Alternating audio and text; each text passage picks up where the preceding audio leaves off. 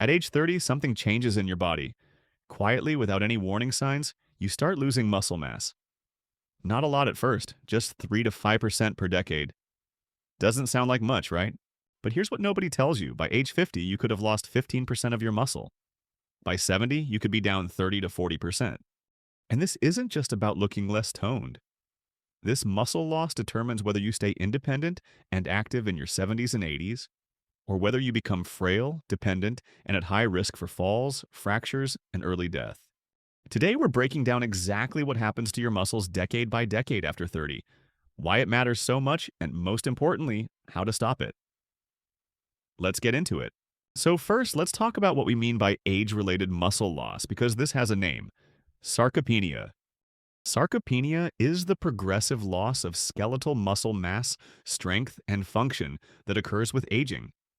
It's not just about the size of your muscles, it's about their quality and their ability to function.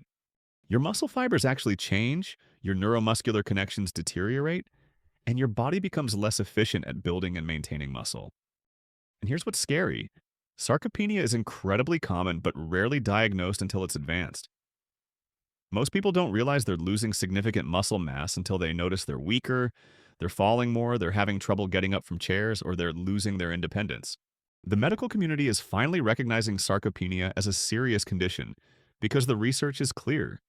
Muscle mass is one of the strongest predictors of healthy aging and longevity. People with more muscle live longer, stay independent longer, have better metabolic health, and have dramatically lower rates of disability. So let's walk through exactly what happens decade by decade, and then we'll talk about what you can actually do to prevent or reverse this process. Because here's the good news: unlike many aspects of aging, muscle loss is largely preventable. Let's start with your 30s because this is when the process quietly begins.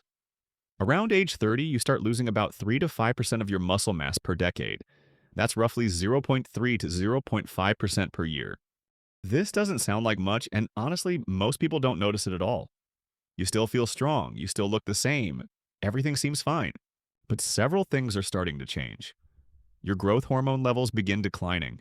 Your testosterone, yes, women need testosterone too for muscle maintenance, starts to drop slightly. Your body becomes marginally less efficient at protein synthesis. That's building new muscle tissue.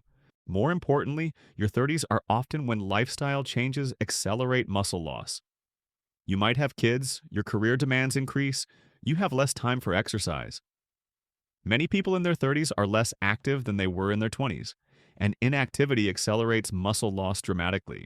Here's the thing about your 30s: this is your window to build a foundation. The muscle you build and maintain in your 30s gives you a buffer for the decades ahead. Think of it like a muscle bank account. You want to make deposits now because you'll be making withdrawals later, whether you like it or not. If you stay active and do resistance training in your 30s, you can actually gain muscle during this decade despite the biological tendency toward loss. But if you're sedentary, if you're not challenging your muscles, the loss begins and compounds over time. The other thing that happens in your 30s is that recovery takes a bit longer. You might notice you're sore for an extra day after hard workouts. This isn't dramatic yet, but it's the beginning of changes in your body's repair and regeneration capacity. Now let's talk about your 40s, because this is when things start to accelerate. Muscle loss continues at 3 to 5% per decade, but now you're compounding on the loss from your 30s. If you didn't maintain muscle in your 30s, you're starting from a lower baseline. The hormonal changes that began in your 30s continue. Growth hormone declines further, testosterone drops more noticeably. For women, perimenopause often begins in the mid to late 40s, which creates additional hormonal shifts that affect muscle. Estrogen helps maintain muscle mass, so as estrogen fluctuates and declines, muscle maintenance becomes harder. Your body's anabolic resistance increases. That means your muscles become less responsive to the same protein intake and exercise stimulus. Where 20 grams of protein per meal might have been sufficient in your 30s, now you need 30 to 40 grams to get the same muscle protein synthesis response. You'll also notice that fat gain becomes easier and fat loss becomes harder during your 40s. Part of this is because you're losing muscle mass, which lowers your metabolic rate. Muscle is metabolically active tissue. It burns calories even at rest. Less muscle means fewer calories burned, which means easier fat gain. The neuromuscular connections, the signals from your nerves to your muscles, also start to decline. This affects not just strength but also power, balance, and coordination. You might notice you're not quite as quick or as coordinated as you used to be. This is also the decade where people often start experiencing more aches and pains. Joints feel stiffer. Recovery takes longer. Many people interpret this as just getting older and become less active as a result, which accelerates muscle loss even more. Here's what's critical about your 40s.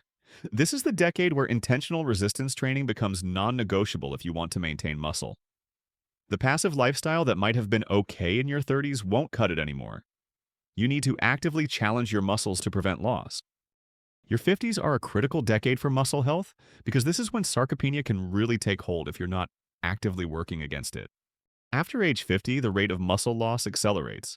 Instead of 3 to 5% per decade, it's now 1 to 2% per year for many people. That's potentially 10 to 20% muscle loss during your 50s alone. If you've already lost muscle in your 30s and 40s, you're now at significantly reduced muscle mass compared to your peak. For women, menopause typically occurs in the early 50s, bringing dramatic hormonal changes. The complete loss of estrogen's protective effect on muscle, combined with declining testosterone, creates a perfect storm for muscle loss. This is why many women notice sudden changes in body composition during menopause. They're losing muscle and gaining fat simultaneously. For men, testosterone continues declining, and the rate of decline can accelerate in the 50s. Lower testosterone means harder muscle maintenance and easier muscle loss. The quality of your muscle fibers also changes. You have two main types of muscle fibers: slow twitch, endurance, and fast twitch, power and speed. Fast twitch fibers decline faster with age, which is why older people lose power and speed more than absolute strength. This affects your ability to catch yourself when you trip, to react quickly, to generate force rapidly. Your mitochondrial function in muscle cells declines, meaning your muscles become less efficient at producing energy. This contributes to feeling weaker and having less stamina. Protein metabolism becomes even less efficient. Studies show that older adults need significantly more protein than younger adults to maintain muscle. We're talking 1.2 to 1.6 grams per kilogram of body weight, compared to 0.8 for younger adults. The 50s are also when the metabolic consequences of muscle loss become more apparent. Insulin resistance often worsens, diabetes risk increases, metabolic syndrome becomes more common, all related partly to declining muscle mass and the accompanying increase in body fat. This is the decade where maintaining muscle becomes about more than appearance or performance. It becomes about preserving your metabolic health and your future independence. Once you hit 60 and beyond, muscle loss continues accelerating, and the functional consequences become impossible to ignore. After 60, muscle loss can reach 15% or more per decade for sedentary individuals. This is when sarcopenia transitions from a subtle process to a condition that significantly impacts daily life. The loss of fast-twitch muscle fibers becomes pronounced. This is why fall risk increases dramatically in this age group. You literally don't have the power to catch yourself quickly when you start to fall. Balance deteriorates not just because of neurological changes, but because you lack the muscle strength to make quick corrections. There's a concept called the independence threshold. That's the minimum level of muscle strength and function needed to perform activities of daily living independently. Getting up from a chair, climbing stairs, carrying groceries, getting dressed, bathing, all of these require a certain baseline of strength. As muscle mass and strength decline in your 60s and beyond, you approach this threshold. Once you cross below it, you lose independence. You need help with daily tasks. Your risk of hospitalization increases. And once hospitalized, older adults with low muscle mass have much worse outcomes: longer hospital stays, more complications, higher mortality. The scary thing is that muscle loss accelerates after periods of inactivity. If a 70-year-old is hospitalized and bedridden for a week, they can lose significant muscle mass that takes months to regain, if they can regain it at all. This is why hospitalization often marks a permanent decline in function for elderly people with low muscle mass. But here's what's remarkable: even in your 60s, 70s, and 80s, your muscles can still respond to resistance training. Studies of elderly people starting strength training show significant improvements in muscle mass, strength, and function, even after decades of inactivity. It's never too late to start building muscle. The difference is that prevention is easier than reversal. Building muscle in your 30s, 40s, and 50s gives you a buffer that can sustain you through your 60s, 70s, and 80s, even if some loss occurs. So why does all of this matter? Let me spell out the consequences of not maintaining muscle as you age. First, metabolic health. Muscle is your body's primary site for glucose disposal.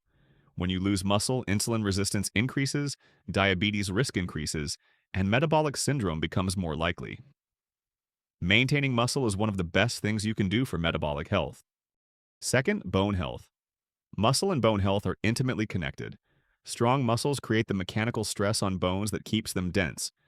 As muscle declines, bone density declines, osteoporosis risk increases, and fracture risk increases.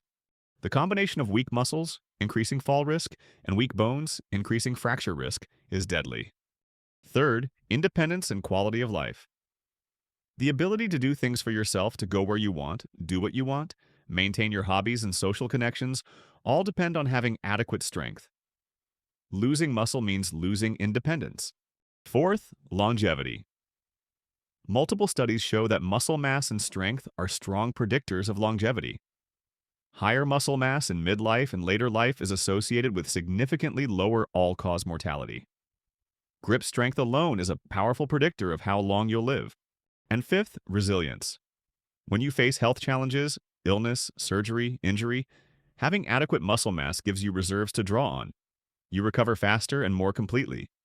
Low muscle mass makes every health challenge more dangerous. All right, so what actually works to prevent or reverse age-related muscle loss? First and most important, resistance training. There is no substitute. You must challenge your muscles against resistance to maintain and build them.